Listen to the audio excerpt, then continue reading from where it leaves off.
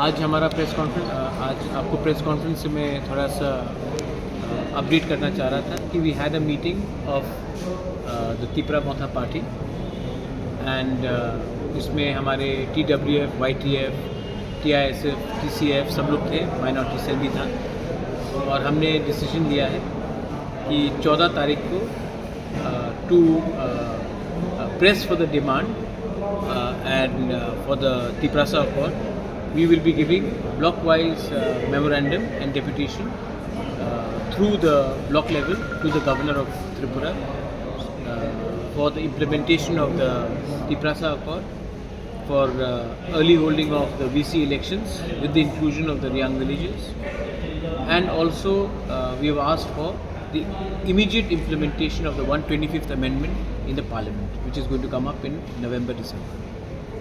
तो इसके लिए आज हमने अपना मीटिंग रखा है और 14 तारीख को हम लोग पूरे त्रिपुरा में peacefully to press for a demands we are going to do a deputation across the state at the block level and at the DM, BDO, SDM level with a common memorandum to be given to the Governor of Tripura. ये आपको update करने के लिए आज हमारा meeting है। Chief minister can only give his view, but the implementation of 125th Amendment ये chief minister नहीं कर सकता, ये पार्लियामेंट कर सकता है। पार्लियामेंट में आज के दिन BJP भी यही बोल रहा है, कांग्रेस भी यही बोल रहा है, सब पार्टीज एक ही बोल रहे कि 125th Amendment इम्प्लीमेंट होना चाहिए। तो अगर सब लोग रेडी हैं तो हम को क्यों बोला जा रहा है कि वेट करो वेट करो वेट करो? हम कब तक वेट करेंगे? उनके लिए शायद थोड़ा देर वेट करना प्रॉब्लम नहीं, लेकिन हमारे लिए तो बहुत इम्पॉर्टेंट है। तो इसमें chief minister he can not do anything, ये पार्लियामेंट का डिसीजन है। रिगार्डिंग VC इलेक्शंस हमने और जगदीश देवर्मा भी थे वहाँ में, BK रामफल भी थे जब हमारा मीटिंग हुआ।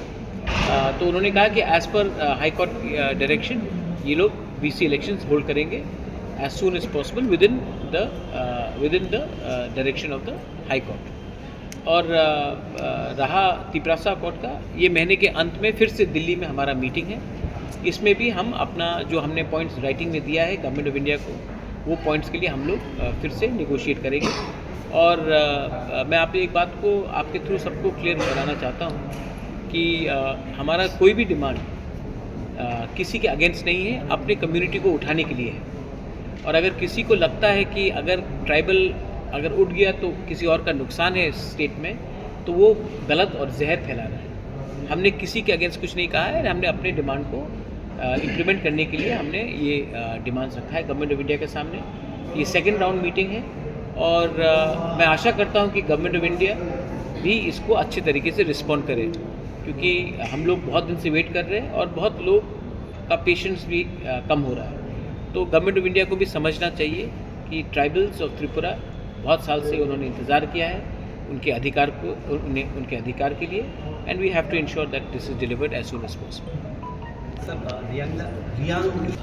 After your meeting with the State Election Commission, he said that Tribal Welfare Department is to initiate the process. So that is Bikash Debarma and that is the state government.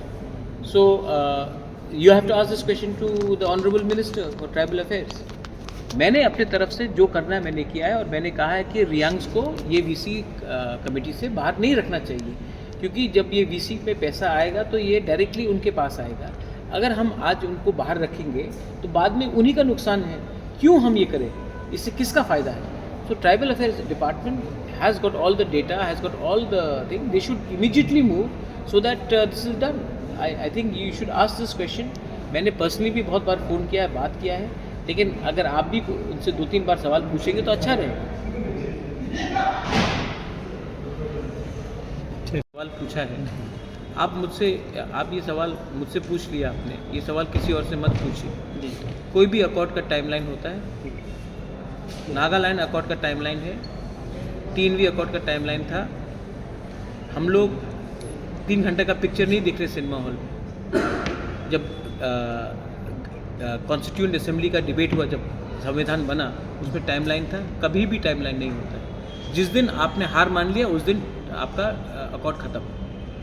तो जब तक मैं अपना demand में कायम रखूँगा तब तक आपका पॉइंट रहेगा।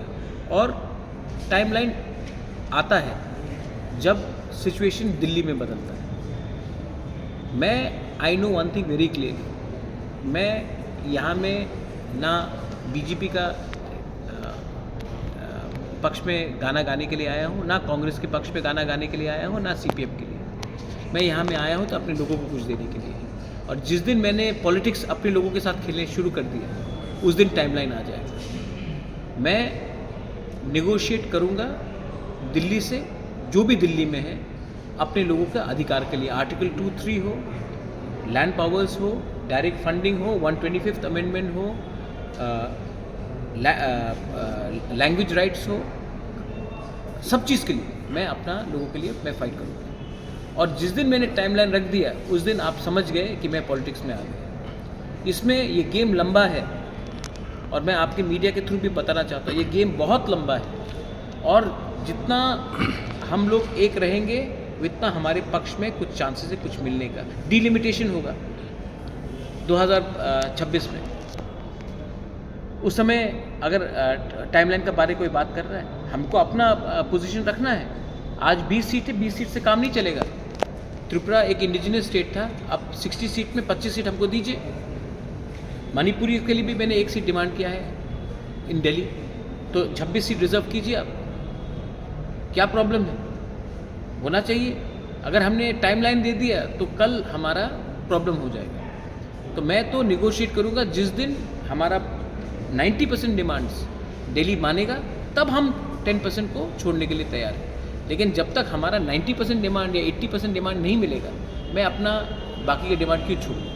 तो जो लोग मुझसे सवाल भी पूछ रहे हैं कि कहाँ गया ग्रेटर त्रिपुरा लैंड, कहाँ गया? अरे मैं तो आज भी अपने लाइन में वहीं में हूँ, राइटिंग में दिया है। लेकिन ये लोग तो प्रेस कॉन्फ्रेंस में करते हैं। इनको मोदी के संग अपॉइंटमेंट नहीं मिलेगा, अमित शाह के संग अपॉइंटमेंट नहीं मिलेगा, राहुल गांधी के संग अपॉइंटमेंट नहीं मिलेगा। और जब अपॉइंटमेंट मिलेगा तो वो क्या है, इलेक्शन के पहले अलायंस करने के लिए अपॉइंटमेंट मिलता। तो मेरा फाइट पॉलिटिकल नहीं, कॉन्स्टिट्यूशनल है, पार्टी का नहीं, जाति का है। और इसको समझने के लिए आपको गहराई से समझ में आना चाहिए।